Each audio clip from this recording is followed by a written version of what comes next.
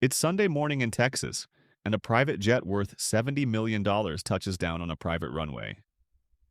The man stepping off isn't a tech billionaire or an oil tycoon. He's a televangelist. Kenneth Copeland adjusts his tailored suit, flashes that famous smile, and prepares to tell thousands of followers that God wants them to be rich just like him. But here's what those followers don't know. Over the past 5 decades, this man has built an empire worth $750 million, and he's done it all tax-free, claiming divine exemption while living in a lakefront mansion that would make royalty jealous. The year is 1967. A young Kenneth Copeland, a former pilot and failed recording artist, attends a revival meeting in Arkansas. He's broke, desperate, and searching for something.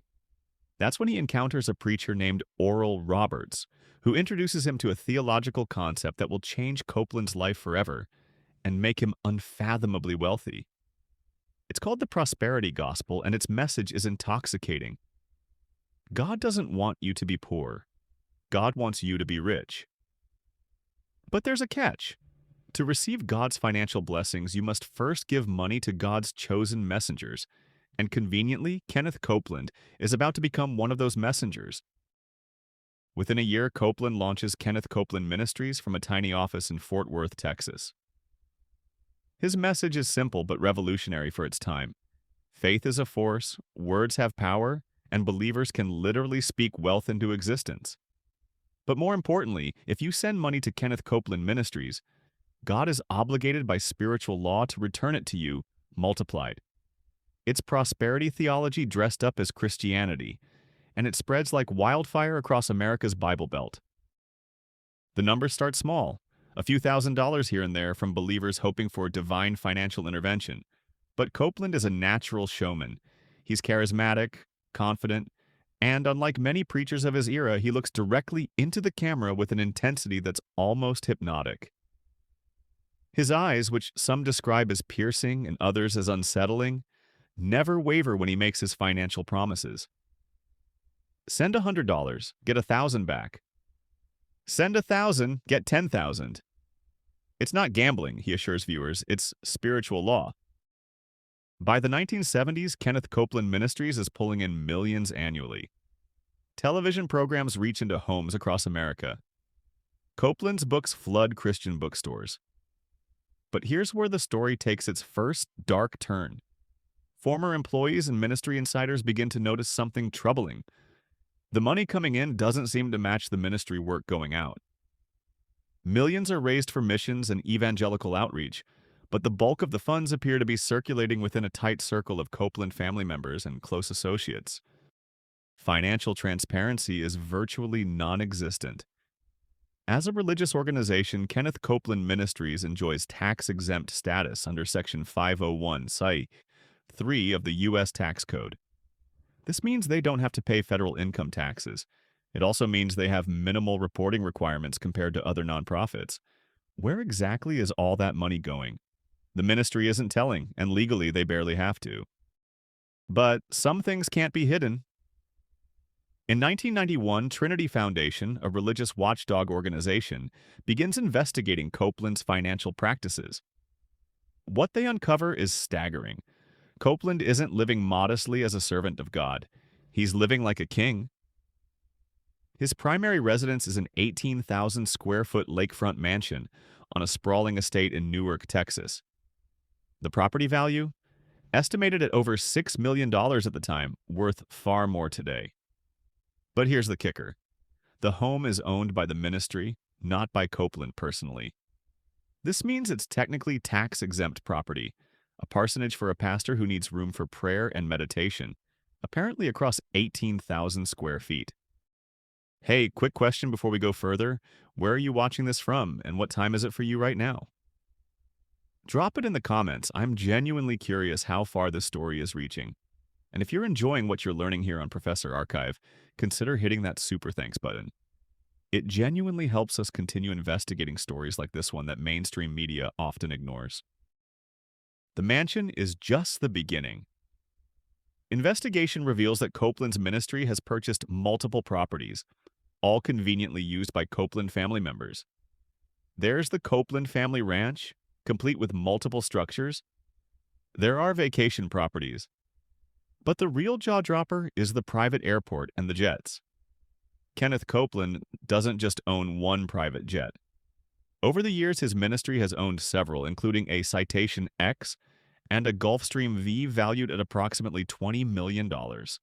When questioned about this extravagance, Copeland's response becomes infamous. In a 2015 video that goes viral, Copeland explains why he needs a private jet. He calls commercial airlines a long tube with a bunch of demons and says he can't be expected to talk to people about God while sitting in coach. The statement shocks even some of his most devoted followers, but it gets worse. When a reporter asks if his lifestyle is appropriate for a minister, Copeland erupts in a bizarre, menacing laugh that becomes an internet meme. His eyes widen unnaturally, and he tells the reporter that the jet was paid for by people who love me. He's not wrong, but those people were told their donations were going to spread the gospel, not to ensure Kenneth Copeland never has to sit near regular people on a plane. Let's talk numbers because this is where the theft allegation really crystallizes.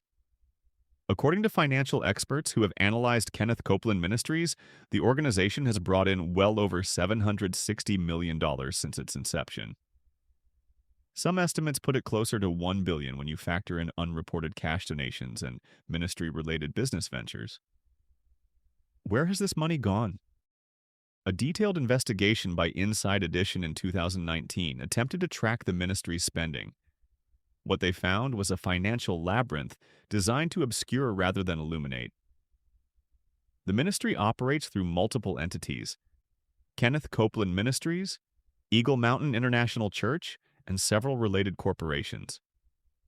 Money flows between these entities in ways that make outside auditing nearly impossible. Salaries for Copeland family members aren't publicly disclosed. The ministry argues that as a church, they have no obligation to reveal this information. But leaks from former employees paint a disturbing picture. Multiple sources claim that Kenneth Copeland pays himself an annual salary exceeding $500,000, not including benefits, use of ministry property, and ministry-funded personal expenses. His wife, Gloria Copeland, draws a separate salary. Their daughter, Terry Copeland Pearsons, serves as a minister within the organization and receives compensation. Son-in-law George Pearsons also draws a ministry salary. It's a family business, masquerading as a ministry. Then there's the land deal that really exposes the operation's true nature. In 2008, Tarrant County officials in Texas discover something shocking. Kenneth Copeland Ministries has claimed a tax exemption on property valued at over $35 million. This isn't just the church building. This includes the private airstrip, hangars for the jets, and hundreds of acres of land. County officials challenge the exemption, arguing that an airport is a commercial enterprise, not a religious one. Copeland's legal team fights back viciously, arguing that the airport is necessary for ministry operations. The case reveals something even more troubling.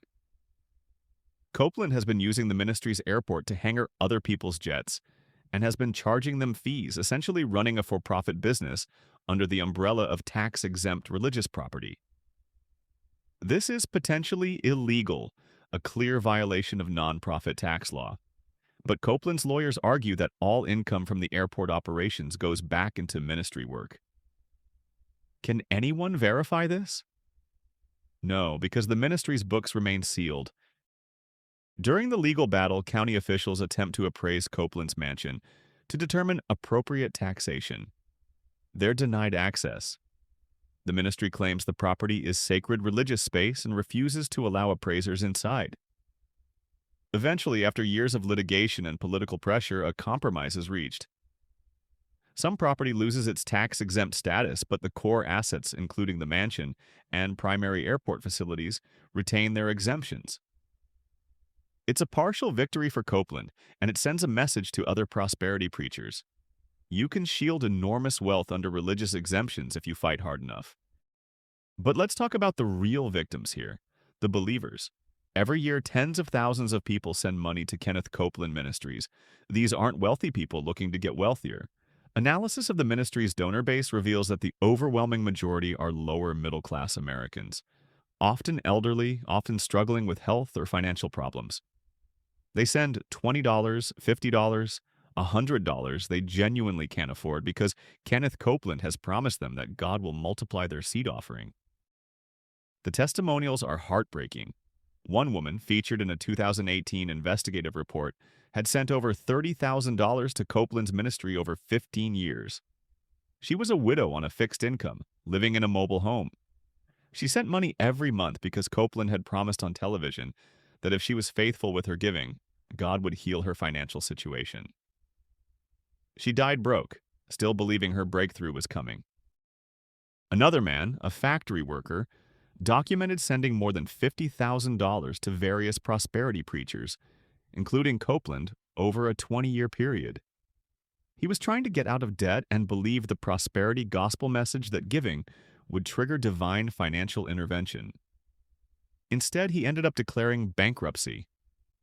When he reached out to Kenneth Copeland Ministries for help, he received a form letter thanking him for his past support and encouraging him to continue giving. These aren't isolated incidents. They're the predictable result of a theological system designed to extract wealth from vulnerable believers. The prosperity gospel inverts traditional Christian teaching. Instead of blessing the poor and warning against the dangers of wealth, it teaches that poverty is a curse and that true faith manifests as material abundance. And if you're not wealthy? Well, according to Copeland's teaching, you must not have enough faith. This creates a psychological trap. Believers who give and don't receive the promised blessings blame themselves, not the preacher who made false promises. The theological problems with Copeland's teaching are profound, and many Christian leaders have spoken out against it. The prosperity gospel cherry-picks Bible verses out of context while ignoring vast portions of Scripture that contradict its central claims. Jesus himself lived in poverty and warned repeatedly about the spiritual dangers of wealth. The apostles lived modestly and warned against teachers who would use religion for financial gain. Early church fathers would have recognized prosperity gospel preachers as exactly the kind of false teachers Scripture warns about. But Copeland doesn't just preach prosperity. He takes it to extremes that border on the blasphemous. In various sermons, he's claimed that believers are gods with the same creative power as the Almighty. He's taught that Jesus took on the nature of Satan on the cross and had to be born again in hell. These aren't minor theological quibbles. They're fundamental departures from Orthodox Christianity that most denominations would classify as heresy. Yet because Copeland operates as an independent ministry, accountable to no denominational oversight, no one can discipline or correct him. In 2007, Senator Chuck Grassley of Iowa launches a congressional investigation into 6 prosperity gospel ministries, including Kenneth Copeland Ministries. The Senate Finance Committee wants answers about how these organizations are using their tax-exempt status.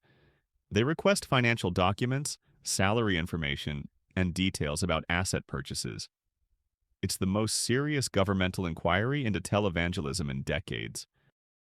Kenneth Copeland's response is to refuse cooperation. Unlike the other ministries investigated, some of which provided at least partial information, Copeland's ministry stonewall completely. They argue that congressional inquiry into a religious organization violates the separation of church and state. Copeland's lawyers send letters claiming that forcing the ministry to disclose financial information would set a dangerous precedent that could threaten religious liberty. The legal argument is clever but disingenuous. The investigation isn't targeting religious belief or practice. It's investigating whether tax-exempt status is being abused. The tax exemption is a privilege granted by the government, not a constitutional right, and it comes with the expectation that organizations won't use it to enrich individuals. But Copeland's legal team drags out the process, and eventually the investigation loses momentum. By 2011, with no definitive findings and facing political pressure from religious liberty advocates, the Senate committee closes the investigation without taking action against any of the ministries. It's a complete victory for Copeland. The message is clear. If you're willing to claim religious persecution and fight dirty enough, you can shield massive wealth from scrutiny. Other prosperity preachers take note. In the years following the failed Senate investigation, the prosperity gospel becomes even more brazen in its wealth displays and financial requests. By 2015, Kenneth Copeland Ministries is bringing in over $100 million annually in revenue. That's not a cumulative number. That's per year. Where is this money going? The ministry claims it funds television broadcasts, missionary work, and operational costs. But analysis of their media presence suggests something doesn't add up. Their television program airs on networks that charge relatively modest fees for airtime.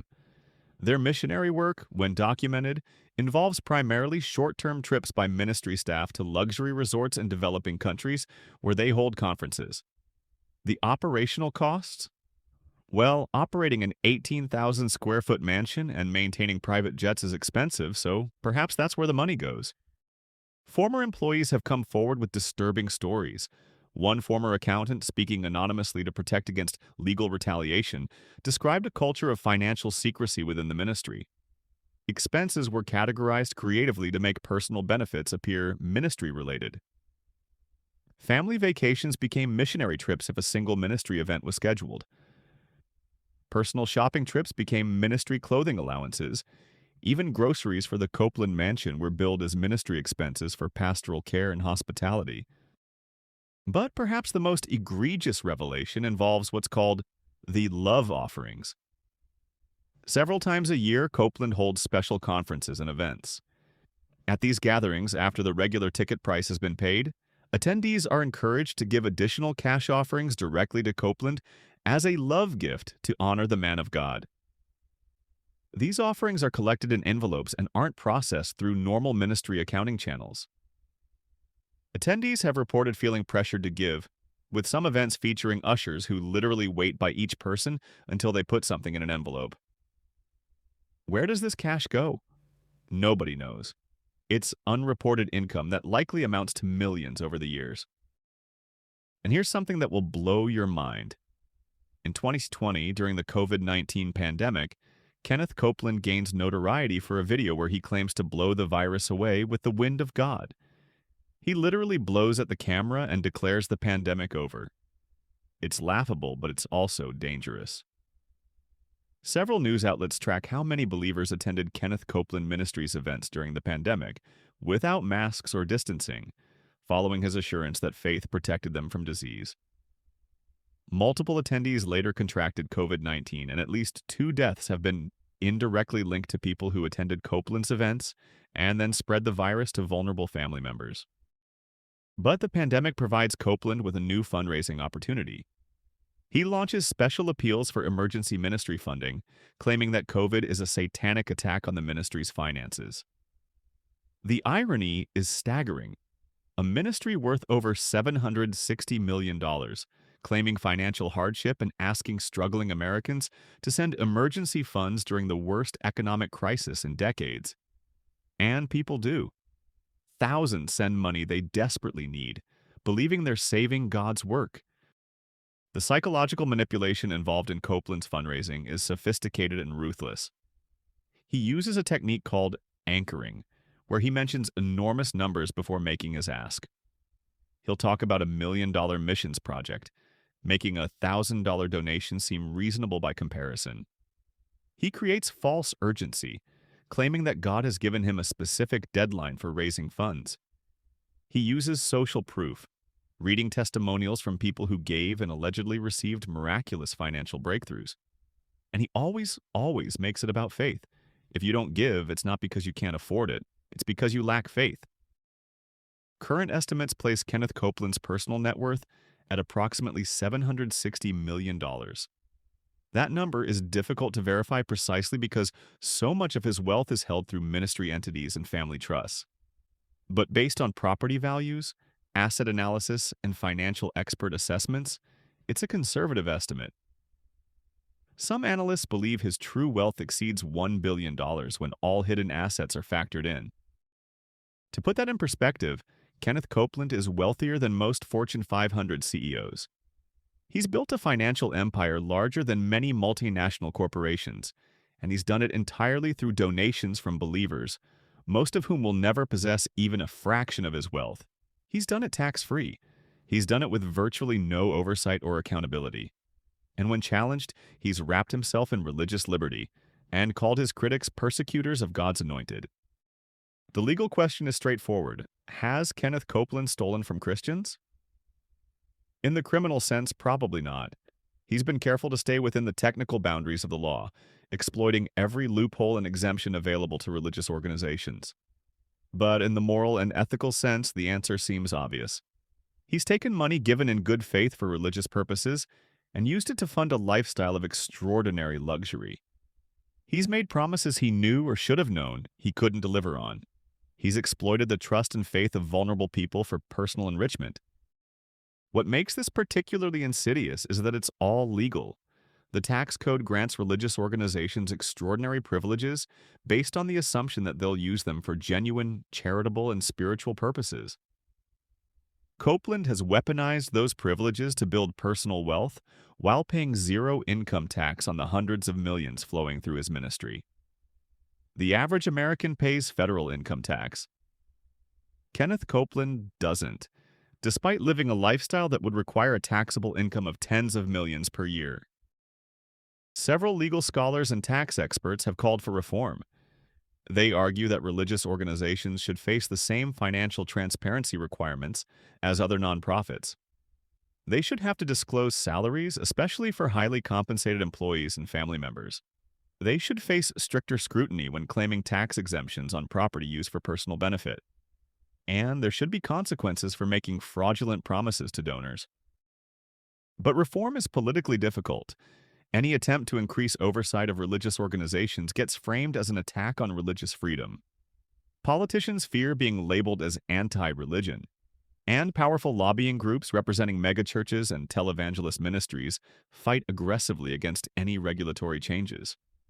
So the system remains unchanged, and people like Kenneth Copeland continue to exploit it. What can be done? The most effective action is information.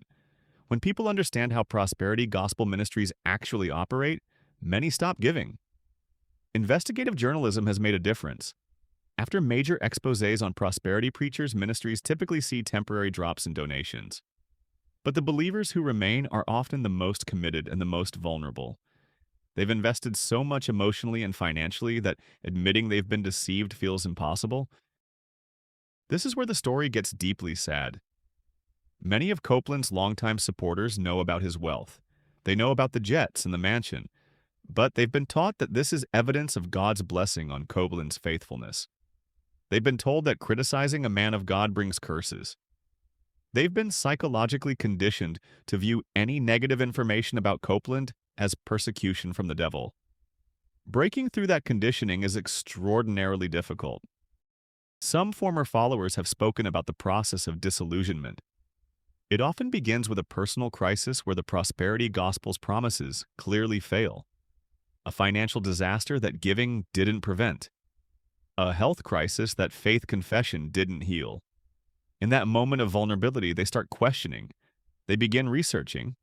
And slowly, painfully, they realize they've been deceived. The grief is profound because it's not just about lost money, it's about lost faith.